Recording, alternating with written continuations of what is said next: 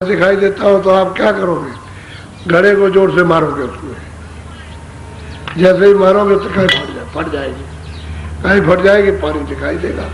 घड़ा उसमें बोर दो और पानी भर लो, जैसे ही घड़ा ऊपर आया फिर कहीं बराबर हो गई। ठीक आवरण इसी तरह से है। महात्माओं का जब आपको सत्संग मिलता तो बिल्कुल ऐसा मालूम होता है, कहीं फट जाती है। यानी कर्मों के पर्दे फटते हैं तो उस वक्त में आपको बोध होता है, और जैसे ही जरा सा हटे सामने से तो फिर वैसे हो गया, फिर शून्य हो जाता है, अबोध हो जाता है। ठीक यही दशा है। सब महात्माओं ने अपने अपने समय काल जब जब वो आए और जीवों को सबको बताया। ये नहीं कि विधि उनकी भाषा कुछ भी रही हो, लेकिन विधि एक ही रही, रास्ता एक ही रहा। वो उस समय की भाषा का जो जैसी देहात की भाषा हो, शहर की भाषा हो, मिली जुली भाषा हो, तो वो तो उन्होंने उसका किया। जैसे संस्कृत थी, पहले हिंदी नहीं थी, उसी संस्कृत में से हिंदी निकली, और संस्कृत में से अंग्रेजी निकली, संस्कृत में से फारसी निकली, हर एक भाषा संस्कृत में से निकली। तो बस यह है कि आपने उसको छोड़ दिया, उसको पकड़ लिया, उसको छोड़ दिया, अब वही भूल गए जो अपनी भाषा थी, क्योंकि वो तो भाषा सर्वदेश में एक ही भाषा थी और उसका एक ही उच्चारण एक ही था। अंग्रेजी में भी वो उच्चारण होता, और फारसी में भी, और अरबी में भी वो उच्चारण होता, और संस्कृत में बस वो जो देव आपने सरल कर दिए उसका उच्चारण फुटकर हो गया। इसलिए आप तो महात्मा कभी किसी समय पर भी आए, उस समय की जो बातें होगी, जो प्रचलन में आएगी, वो लोगों को बताएंगे। और बाद में उसमें कुछ तरमीम, कुछ अदलाव बदलाव हो गया तो जो आएंगे वो फिर बताएंगे आकर। उसमें हो सकता है, लेकिन रास्ता तो एक ही है, वो दूसरा रास्ता है। कोई कहेगा भाई वो महात्मा आए थे 500 बरस पहले, तो ये बता गए, नहीं, रास्ता एक ही आने का, एक ही जाने का, मोटी बात। और रात को एक टेलीफोन आया कि हमारी ये समझ में नहीं आया घाट किसको कहते हैं। दोनों आंखों के बीचों बीच में सूरत बैठी है, उसके चारों तरफ मन बुद्धि चित्त बैठे हुए, उसी को घाट कहते हैं, उसी को दरवाजा कहते हैं, उसी को हरि का द्वार कहते हैं, उसी को मतलब है तिल कहते हैं, उसी को तीसरा तिल कहते हैं, उसी को एक ही चीज को आपने अपने समय में वर्णन कर दिया। आज्ञा चक्र इसलिए गोदा चक्र, इंद्रिय द्वार, नाभि कमर, हृदय, कंठ और छठवा जहाँ सूरत बैठी है उसको छठा चक्र कहते हैं। और सीधा सीधा तो अपने अपने समय में बता दिया, लेकिन घाट कहते हैं दरवाजा, गेट। उसी को गेट कहो, उसी को दरवाजा कहो, उसी को फाटक कहो, कुछ भी कहो, उसी को आप तिल कह लीजिए आप। लेकिन अब यह है कि समझाने की, उसी के चारों तरफ मन बुद्धि चित्त बैठे हुए, तो उसको इधर मत जाने दो, इंद्रियों की तरफ नीचे मत उतरने दो, उसी सूरत के साथ लगा दो। जो देखने का काम और सुनने का काम वो सूरत करने लगे और लग जाएगा तो सुनने लगेगा, देखने लगेगा। क्योंकि मन की मदद, चित्त की मदद, बुद्धि की मदद उसको मिलना चाहिए, क्योंकि पर्दा सब इन्होंने भाग दौड़ करके जमा किया, गंदगी तो इन्होंने जमा की है, लेकिन वो घाट नहीं समझ में। अब घाट नहीं आप समझ पाते हो, और कहते हैं कि जैसे बाहर आंखें बंद कर ली तो आंखों के बाहर का घाट तो ये, अच्छा आंख खुलेगी तब तो दिखाई देगा, ये पर्दा नहीं हटेगा तो कैसे दिखाई देगा। अब ऐसे वो पर्दा पड़ा, कर्मों का गंदगी का पर्दा पड़ा, खुलेगा तब तो अंदर दिखाई देगा।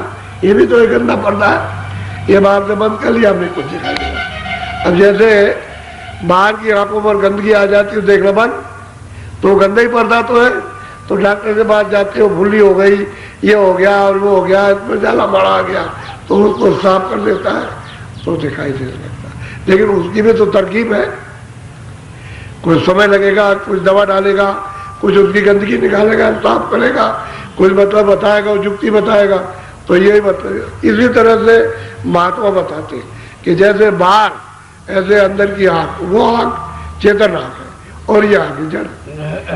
इसमें जड़ का मतलब बोध होता, लेकिन प्रकाश सूरत का क्योंकि प्रकाश वो अगर नहीं देगी, मतलब यह है कि तारों में, तो फिर सामने देख नहीं सकते हो। प्रकाश जब सिमट जाएगा उसका, तो फिर नहीं आपको दिखाई देगा। वो प्रकाश देगी तो आपको दिखाई देगा। ऐसे ही अंदर में उसके ऊपर में जो आवरण आ हुआ वो तार ऊपर के, उसके मतलब ये है कि गंदे हो गए, इसलिए उसको ऊपर से दिखाई नहीं देता। तो जैसे बाहर देखते हो आँख खोल के, ऐसे ही आँख खोलो और अंदर देखने लगो तो अंदर दिखाई देने लगे। अंधे आदमी को खड़ा करो। अभी यहाँ 2-4 दिन में एक अंधा आया, मैं भाई तुमको बाहर तो दिखाई देता है? कह लगे बाहर तो नहीं दिखाई देता। तो फिर तू अंदर भजन करता, कुछ दिखाई सुनाई देता? अंदर से देता है, अंदर से देता है। जैसे बाहर की चीजें देखते हैं ऐसे अंदर से देखते। वो कैसी है? कहते वो तो बड़ी आनंददायक है, बहुत आनंद है। ऐसे ही अंदर में तो कह रहे घाट पर इधर की आंख इनको बंद करो, उलट दो। अंदर की आंख उलटने का मतलब ऊपर देखने लगो, ऊपर की तरफ में। ये नीचे देख रही दोनों आंखें और अंदर की एक आंख ऊपर देखेगी। तो बात तो समझाने की अपनी जुक्ति एक ही है, उसमें कोई फर्क नहीं है। वही उन्होंने कहा था व्यास जी ने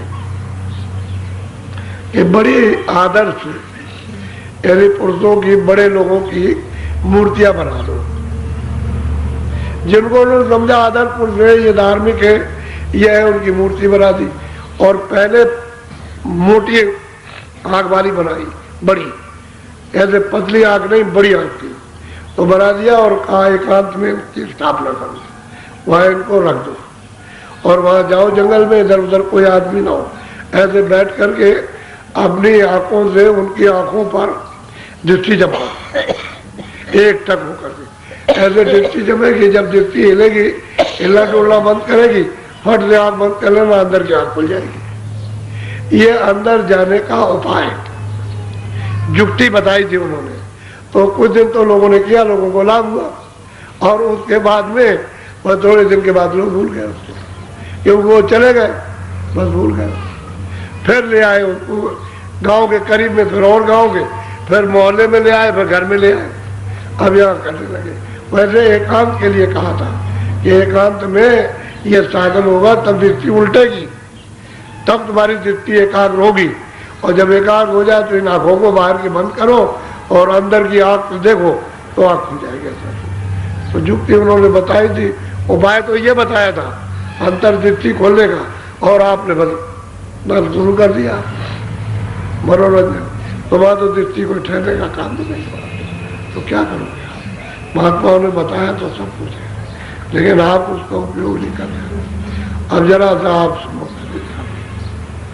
हम कहाँ थे और कहाँ से आए और अब कितनी दूर पड़ गए, कहाँ के थे, कहाँ से आए और कहाँ आ गए, अब अपना घर यहाँ से कितनी दूर है वो समझने की बात। और जरा सब सुनो आप थोड़ा ध्यान देकर। तो गोस्वामी जी महाराज ने ये सब कुछ अपने गांव में और राजापुर में जहाँ जन्मे थे वहाँ ये सब कुछ जान लिया, और वो मतलब है काशी चले गए।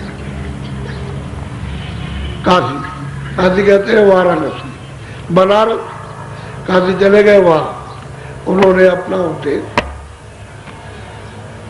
ये जीवात्माओं को जगाने का शुरू किया। तो उन्होंने वही, यहाँ तो उन्होंने संकेत दिया कि हमने जो वस्तु प्राप्त की है वो वहीं पर प्राप्त कर ली थी, लिखा हुआ, कहा उन्होंने प्राप्त हुआ किया था।